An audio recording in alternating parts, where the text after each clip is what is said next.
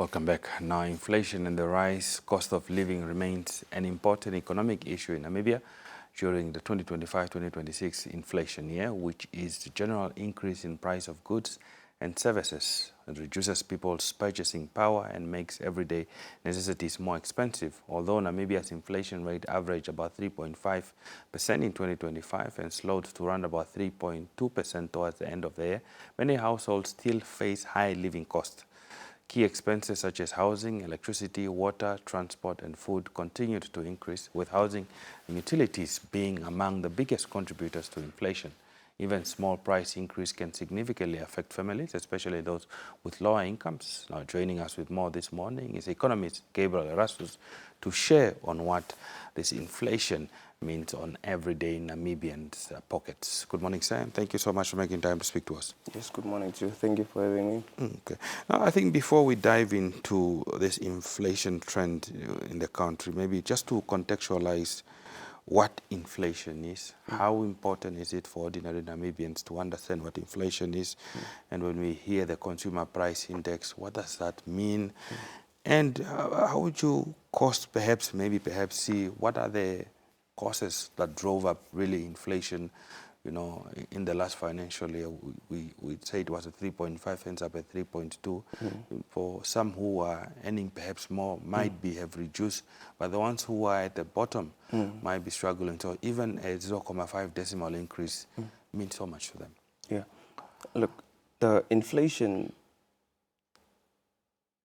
is the rate at what the prices are moving. So we're literally tracking every month, or we look at the basket, the most common product that get to be consumed. Then we track it every month to see how are the prices moving in the country. And in that basket, we put the most basic things that are consumed by everyday person. So it's important for us to keep a track of how are prices moving. Like what you have said in your introduction, that it affects the purchasing power of individuals. So we need to know how fast are the prices moving, what can we do, and which product are moving faster. So because we have different income segments, and if we do not know how prices are moving, then we also do not know the livelihood of our people. So if there are certain things that we need to do, at least you need to know at which segment must I do it. So that's why it's very important for us to keep tracking our consumer prices in the country. It also assists us in terms of making decisions when it comes to production, because there are sectors or there are certain products that are quite a necessity to our people. And if we do not do something to cushion them from the price increases, then it becomes very quite dangerous for them. So the rate, how prices are moving or how fast they are moving is quite key, not only for monetary policies, but for individuals and also for policymakers at the same time, because you have to make policies or you have to make intervention depending on what is happening. They have to be based on what is happening in the economy. But more importantly, it's at the production level. The movement of prices can give you a picture of what is happening at the cost of production, because we have two types of inflation, the cost push and the demand pull. So there is one which is coming from the cost of production. And when it's coming from the cost of production, then it becomes key that what can we do perhaps for those that are producing basic necessity to make sure that the prices do not go faster like that, knowing the income level of your people. But when it's coming from the demand side, it means people have a bit of money. That one you can control it from the monetary policy. And that one is not that bad because it indicates that your people have income. But the one which is coming from the production side of things, that one is very, very important to control and to find a way to cushion it so the prices do not go up so fast. Okay. Now, in terms of explanation that you're giving us, perhaps for the interest of ordinary Namibians who might be watching, when you are saying cost push and then the cost of production inflation, these two types of inflation you're talking about, can you differentiate these two types of inflation for us? And especially also perhaps when you say the most common, you know, in terms of the basket, what is considered common that is in this basket? We hear of talks of, for instance, sugar, bread, cooking oil. What else is considered most common so that gives us a basis to evaluate where inflation is? Yeah, you have also transport, you have rental there, and you have most of the food component are there, like you have already mentioned. But the key one is like the transport one, and the energy, which is electricity, and the food component. Those one are quite key. And like I said, at the production side, it's mostly you have our utilities, or like electricity and fuel. And when those go up, it means they affect everything at the production side. So they make a production cost a bit high. So now when it comes to food, you have processing companies like Namibia Mills and others that are producing. And if the cost of electricity or if the fuel for transporting most of the input are high, you expect that also to be translated into the prices of the goods. So that's why inflation that comes from the production side is very, very important. And it actually tell you or give you a picture that how is the cost of production in your country. In our case now, it can be influenced by a lot of factors because we do not produce most of what we consume. So it's the logistical cost, the input of transportation, and also the production cost on the other side of South Africa, either electricity or fuel. So here we can do something about it by boosting our production, but mostly for those that we import, we just have to find a way to make sure that the transportation costs are not so high. Yeah. Now, despite, stabilizing inflation rate towards the end of the year, what we're seeing from that was around about mid-year 3.5%, heading towards to 3.2%, food prices, still keep rising, besides possibly the issue of, transportation and logistical costs, as you talked about, Namibia importing majority of its food items from South Africa, what could be causing food prices to rise across the country and its import? Some would have expected that, we seem to be producing some specific ton of wheat, corn, all these things, potatoes seem to be that we are producing, but it appears to be that, the number at which we are producing is not adequate and we still appear to be importing more. Yeah, so that is now the thing. When it comes to wheat, we are not even closer to half of what is needed in the country. And if you look where we get it, it's very far. And it's one of the basic input into our finished product. And in terms of maize also, we are not producing adequately. And that inconsistent, it make our millers to go get this input somewhere very far. So if we can actually, when the problem with, or the issue with food is the input, like white maize and wheat. Those are the main one. And if we are not producing even 60% of it, and given that we are now coming from such 2 years of drought, and data availability, and also looking at South Africa where we get our things, so the production was not at the level where it was expected. So when you have your millers now traveling all over the world to get this input, it affects everything. It affects, especially wheat and white maize, it affects everything. In terms of fuel, things have been fine, but it's just those main inputs. Then when you come now inside, if you look at it again, inside here, in terms of our electricity, because these colleagues are processing this thing, how our electricity rate, because every year we increase. Almost every year we increase. So when you put together all those factors, they affect the food at the highest level because those are the basic one. Anything else is fine. In terms of beef again, in terms of our meat product, we have seen the 2 years of drought, so meat has been a bit expensive.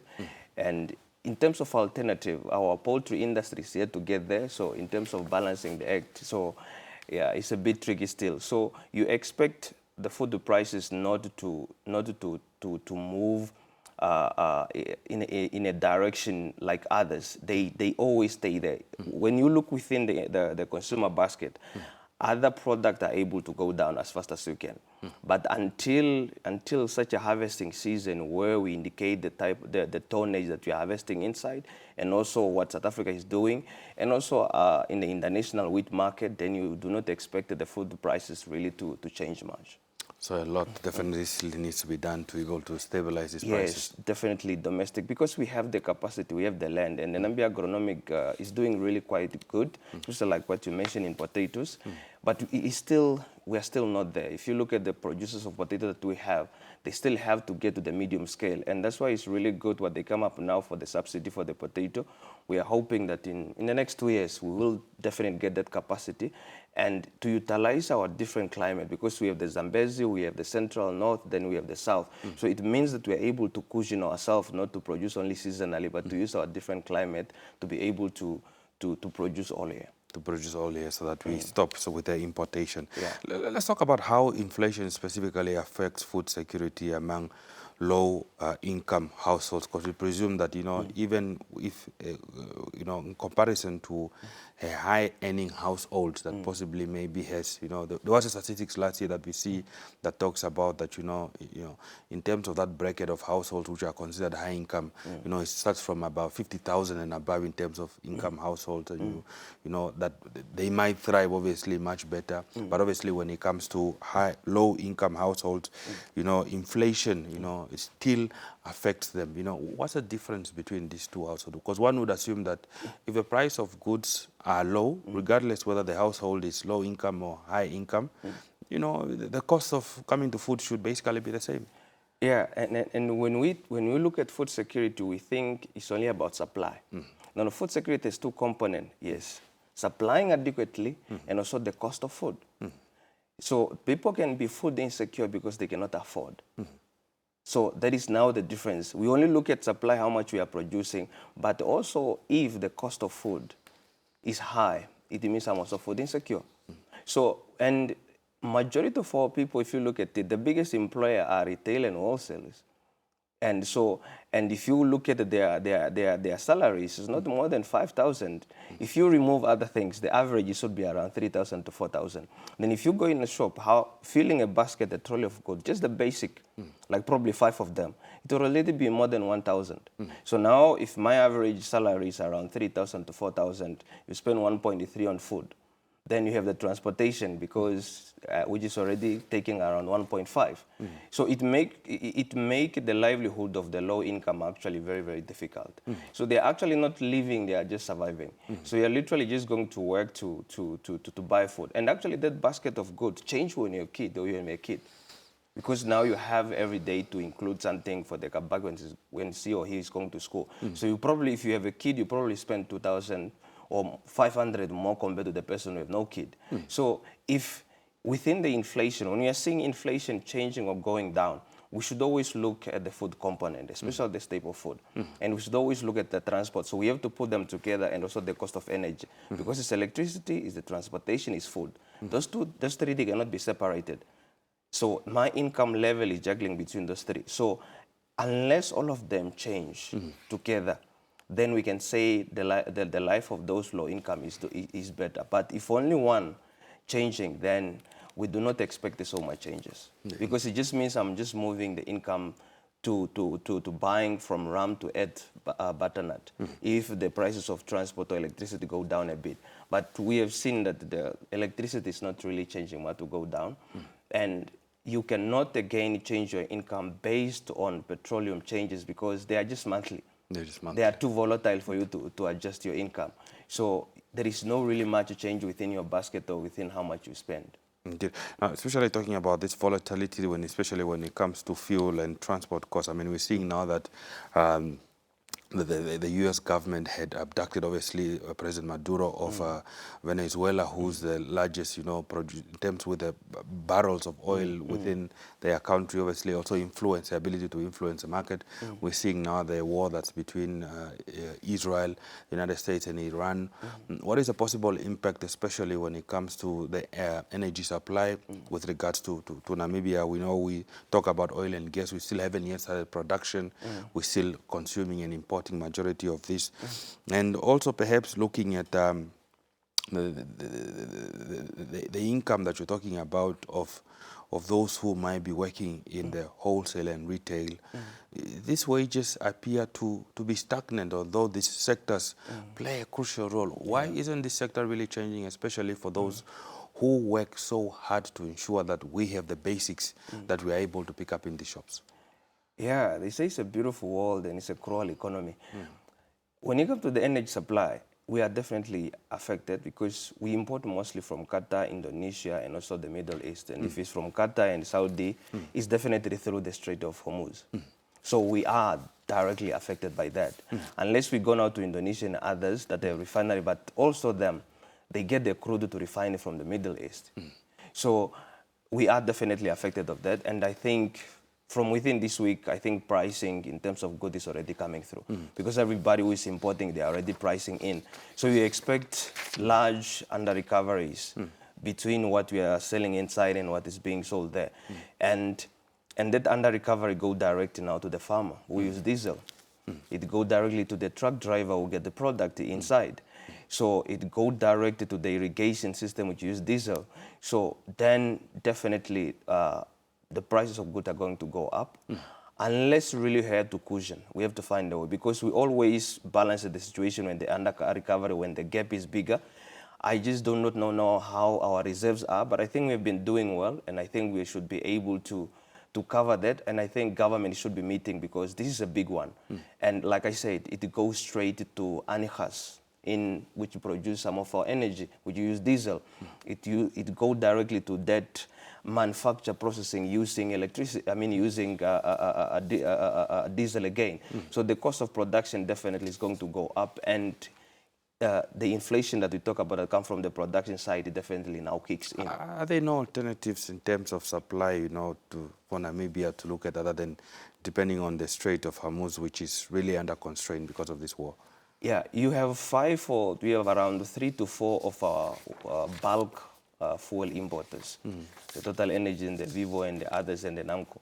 Now, it must make business sense for them to find alternative. And again, finding alternative within a short period of time, it becomes very difficult. You're also looking at the logistical process. So we do not now, we rely now on those big 3 or big 4 to find alternative where to get oil cheaply. And it's actually a pity now that we never had that they go to Dangote or anywhere or Angola. So the alternative is not up to us as a country, but to those big 4.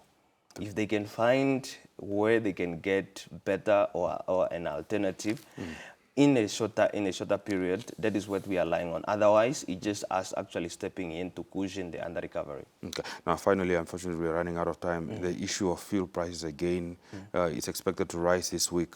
Domestically, there's a possibility that we're anticipating it might rise.